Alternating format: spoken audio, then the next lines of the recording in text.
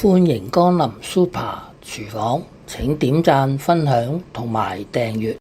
倉魚喺街市，叫啲魚販幫我哋去鱗、去腸，買返嚟之後沖洗乾淨後，再用刀刮去魚鱗。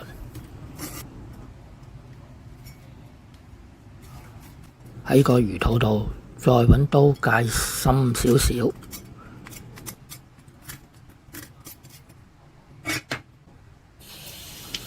將魚清洗乾淨，特別係針對個魚肚，魚肚內有塊黑色嘅薄膜，必須清走。如果唔係食落條魚就會好腥㗎喇。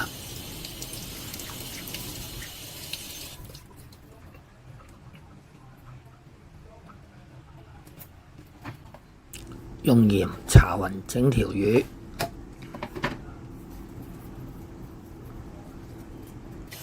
醃佢大約10至15分鐘。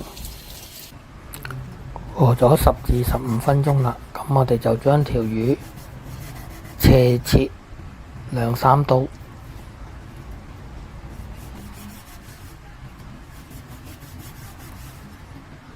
再切埋少許薑片同埋葱片。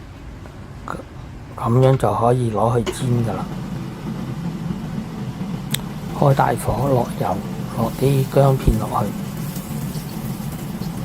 爆香啲薑片，咁就放條魚落去煎，每邊大約煎5分鐘。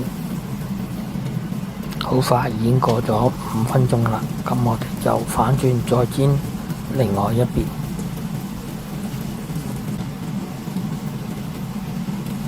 煎魚期間，咁我哋就冚蓋，等佢喺個鑊裏邊繼續煎。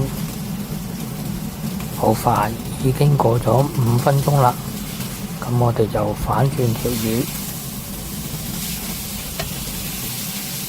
睇下條魚煎得幾靚，咁樣我哋就可以畢起佢啦。咁呢個煎封倉魚就完成咗啦。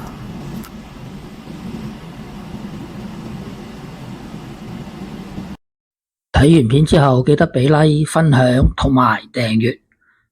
我仲有大量嘅煮餸影片，可以登入下邊 info box 參觀。